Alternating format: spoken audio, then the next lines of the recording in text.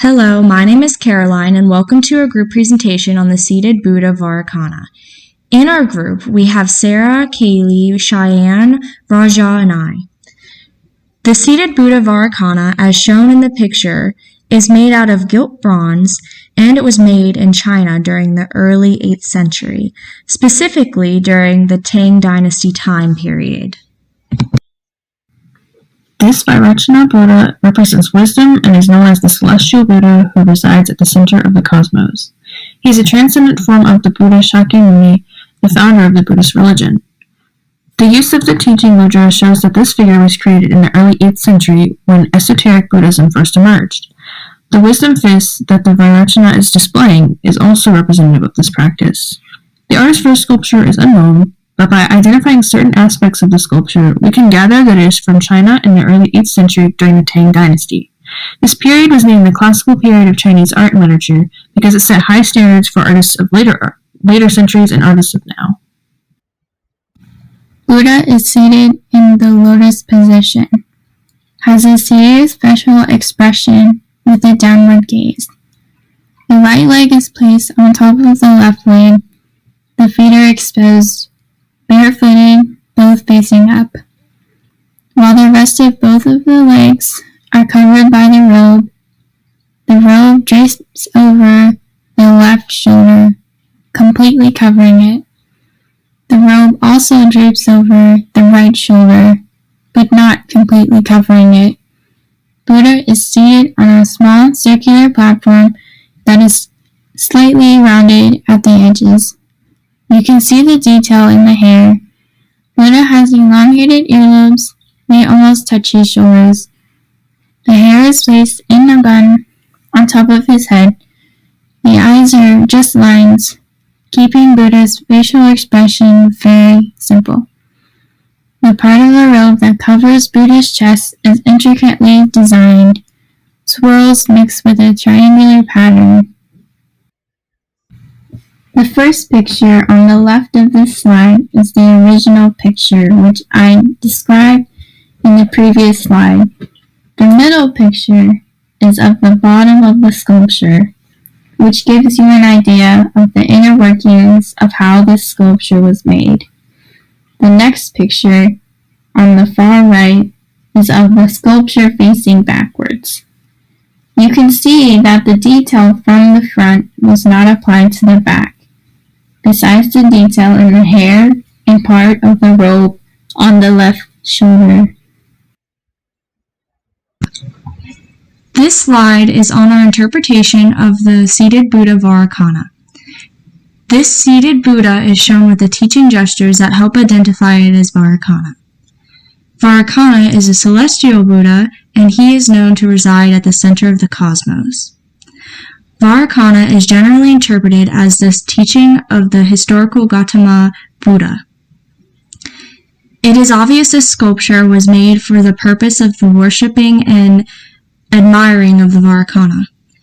In this sculpture, many consider the Vairocana as a transcendent form of the historical Buddha Shakyamuni. This sculpture brings a unique aspect and shows the significance of the Vairocana in Buddhism during the Tang Dynasty time period in China. We will be comparing the seated Buddha Vairocana to Amida, the Buddha of Infinite Light. Seated Buddha Vairocana was made out of gilt bronze, has a height of 8 inches and a width of 5 3/4 inches.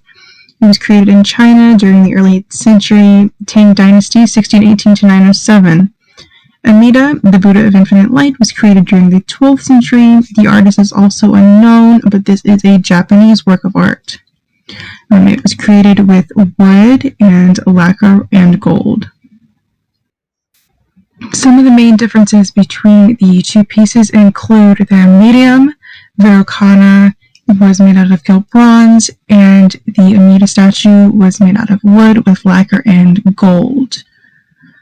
They also differ in historical context. Vairocana was the celestial Buddha who resides at the center of the cosmos, and Amida was the main Buddha in Pure Land Buddhism.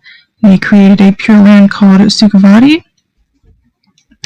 While they are both using mudras or gestures, they differ.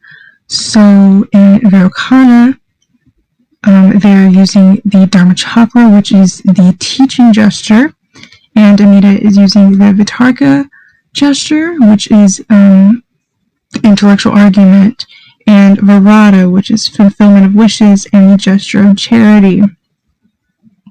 They also include similarities that are also common in a lot of Buddhist pieces, since both pieces are Buddhist pieces. First off, circled in both images are the elongated earlobes. This is a common trend.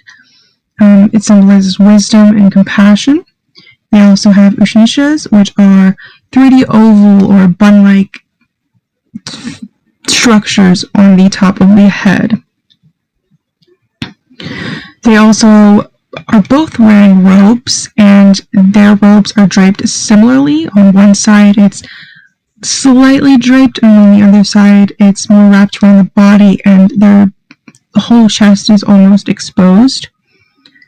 And they're also both in the lotus pose, which is the cross-legged pose pointed out in the images. Another similarity between the two pieces are their functions. I also included another sculpture of the Buddha Shakyamuni just to show that many Buddhist pieces have the same function.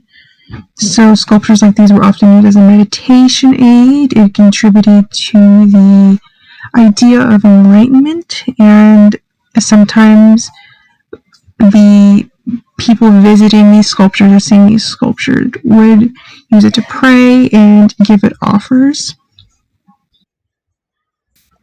This is our bibliography. For our visual analysis, we relied directly on interpretation and didn't use any sources.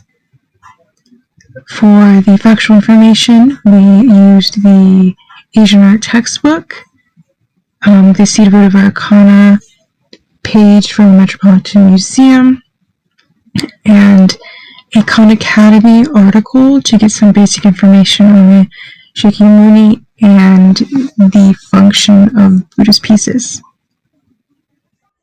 Everyone had at least one slide in the presentation to work on. We also worked together to find the images and figure out how we were going to set up the project, as well as figure out what information we needed to put on each slide. For our discussion prompt, we wanted to look at the main idea of Buddhism. So the Vairocana Buddha is one of the 5 Dhammi Buddhas. This Buddha is known all over the world and has a variety of nicknames, with them all having different meanings of who he is and what he represents. With that being said, our question is, how do all of the features of this Buddha relate back to the main idea of Buddhism, or the Vairocana Buddha itself?